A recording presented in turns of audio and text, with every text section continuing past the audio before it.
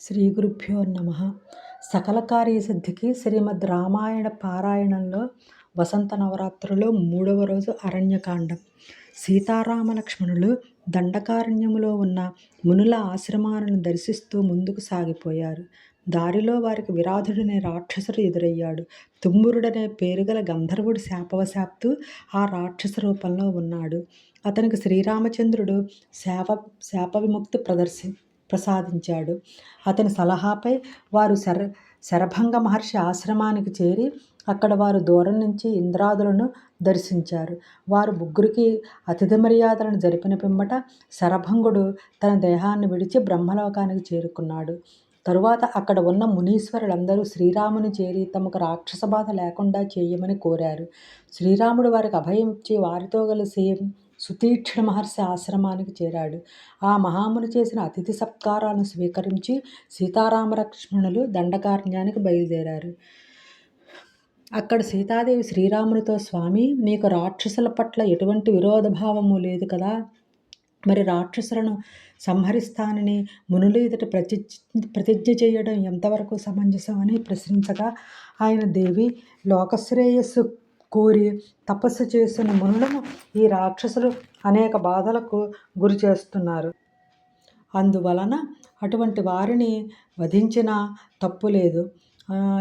ఈ మునీశ్వరులు నన్ను శరణు కోరారు. మహర్షులకు శత్రువులైన వారు రాక్షసులు, నాకు కూడా శత్రువులే, కాబట్టి ఆ విధంగా ప్రతిజ్ఞ చేశాను అని సమాధానం ఇచ్చాడు. వారు ముగ్గురు వేరువేరు ఆశ్రమాలలో 10 సంవత్సరాలు గడిపి అగస్త్యుని ఆశ్రమానికి చేరారు. అక్కడ అగస్త్యుడు శ్రీరామునికి వైష్ణవ చాపాన్ని బహుకరించాడు.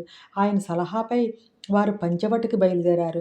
అక్కడ జటాయువు వారిని కలిసి, స్వామి, మీరు ఇక్కడ ఉన్న సమయంలో నేను మీకు అండగా ఉంటాను అని పలికాడు. సీతారామ లక్ష్మణులు పంచవటిలో ఒక పర్ణశాలను నిర్మించుకొని అక్కడ నివసించసాగారు. కొంతకాలానికి రావణుని చెల్లెలు శూర్పణఖ పంచవటికి చేరి శ్రీరామును చూసి ఆయనను మోహించింది. ఆమె తనను పెండ్లి ఆడమని శ్రీరాముని కోరిగా శ్రీరాముడు ఆమెను తిరస్కరించాడు. అప్పుడు ఆ రాక్షసి సీతాదేవిపై దాడికి దిగింది. రాముని ఆజ్ఞపై లక్ష్మణుడు శూర్పణఖ ముక్కు చెవులను కోసివేశాడు. ఆ విధంగా అవమానించబడిన శూర్పణఖ తన సోదరుడైన కరుని వద్దకు వెళ్ళి మొరపెట్టుకుంది. అప్పుడు కరుడు 14,000 మంది సైన్యంతో తన సోదరుడు దూషణునితో కలిసి శ్రీరామునితో యుద్ధానికి సిద్ధపడ్డాడు. శ్రీరాముడు వారందరినీ యమసదనానికి పంపించాడు. ఆ విషయాన్ని అకంపనుడనే గూఢచారి రావణుడికి తెలియచేశాడు. అకంపనుడి సూచనపై రావణుడు సీతాపహరణానికి సిద్ధపడి మారీచుని సహాయం కోరాడు. అప్పుడు మారీచుడు శ్రీరాముని సాటిలేని పరాక్రమాల గురించి రావణునికి తెలిపి సీతాపహరణం తగదని రావణుని హెచ్చరించాడు. దాంతో రావణుడు లంకకు వెనుతిరిగాడు. ఇంతలో లంకకు చేరిన శూర్పణఖ రావణుని రెచ్చగొట్టి, గొప్ప అందగత్తె అయిన సీతాదేవి నీ వద్ద ఉండాలి తప్ప రాముని వద్ద కాదు అని రావణునితో అన్నది. ఆమె రామలక్ష్మణుల పట్ల అతనిలో ద్వేషాగ్ని పెంచింది. దాంతో సీతాదేవిని అపహరించి తీరాలని నిశ్చయించుకున్న రావణుడు మరల మారీచుని వద్దకు చేరాడు. మారీచుడు ఇదివరలో తాను అనర్చిన రాక్షస కృత్యాలకు పశ్చాత్తాపం పొంది ప్రస్తుతం ధార్మిక జీవనాన్ని గడుపుతున్నాడు. అతను శ్రీరామునితో తనకు గల అనుభవాన్ని రావణునితో తెలిపి, రామో విగ్రహవాన్ ధర్మ అంటే శ్రీరాముడు మూర్తీభవించిన ధర్మస్వరూపమని రావణునికి తెలిపాడు. అయితే ఆ మాటలు పెడచెవిన పెట్టిన రావణుడు మారీచుడు తనకు సహాయం చేయకపోతే తన చేతిలో అతనికి మరణం తప్పదని హెచ్చరించాడు. దాంతో మారీచుడు రావణుని చేతిలో మరణించడం కన్నా ధర్మాత్ముడైన రాముని చేతిలో హతుడవ్వడమే మంచిదని నిర్ణయించుకొని రావణునికి సహాయం చేయడానికి సిద్ధపడ్డాడు. వెంటనే వారిద్దరూ పంచవటికి చేరారు.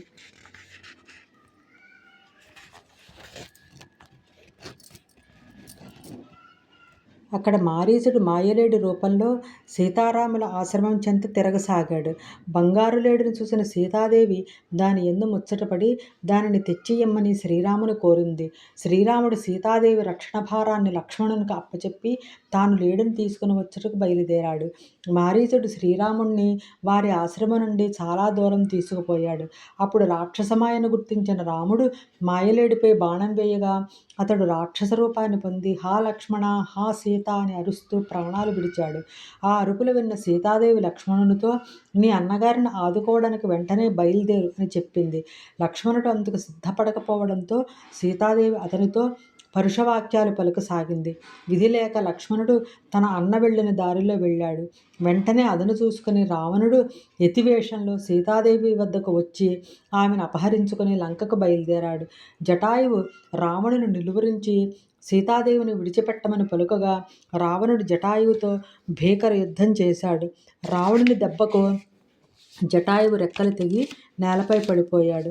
పిమ్మట రావణుడు సీతాదేవిని తీసుకుని లంకకు చేరి ఆమెను రాక్షస స్త్రీల కాపలా మధ్య ఉంచాడు. రామలక్ష్మణులు పంచవటికి చేరి అక్కడ సీతాదేవి కనపడక విలపించారు. వారు ఆమె కోసం ప్రతి చెట్టు పుట్ట గాలించారు. శ్రీరాముడు భార్యావిరహానికి తట్టుకోలేక తీవ్రంగా పరితపించగా లక్ష్మణుడు తన అన్నగారిని ఓదార్చాడు. కోపంతో శ్రీరాముడు ముల్లోకాలను భస్మం చేయడానికి సిద్ధపడగా లక్ష్మణుడు దుష్టుడైన రాక్షసుని గుర్తించి అతన్ని శిక్షించాలి గాని అకారణంగా లోకాలను దగ్ధం చేయడం న్యాయమా అని ప్రశ్నించాడు. దాంతో శ్రీరాముడు శాంతించాడు. సీతాదేవిని వెతుకుతూ వెళ్ళిన రామలక్ష్మణులకు జటాయువు అవసాన దిశలో కనిపించాడు. జటాయువు రావణునికి తనకు మధ్య జరిగిన పోరును, రావణుడు సీతను ఎత్తుకుపోయిన సంగతిని శ్రీరామునికి వివరించి తన ప్రాణాలు విడిచిపెట్టారు. శ్రీరాముడు జటాయువుకు అంతిమ సంస్కారాలు చేసి ముక్తిని ప్రసాదించాడు. అటువంటి మహాభాగ్యాన్ని పొందిన జటాయువు అదృష్టాన్ని ఏమని కొనియాడగలం. పిమ్మట కబంధుడనే రాక్షసుడు తన పొడవైన చేతులతో రామలక్ష్మణులను బంధించాడు. వారు కబంధుని బాహువులను ఖండించారు. శ్రీరాముని అనుగ్రహంతో కబంధుడు శాప విముక్తి పొంది తన నిజరూపాన్ని పొందాడు. అతను సుగ్రీవుని వృత్తాంతాన్ని శ్రీరామునికి తెలిపి అతడు సీతాన్వేషణలో ఉపకరించగలమని తెలిపాడు.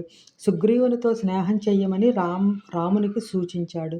పిమ్మట వారు మతంగవనంలో ఉన్న శబరి ఆశ్రమానికి చేరి ఆమె అతిథి సత్కారాలను స్వీకరించారు.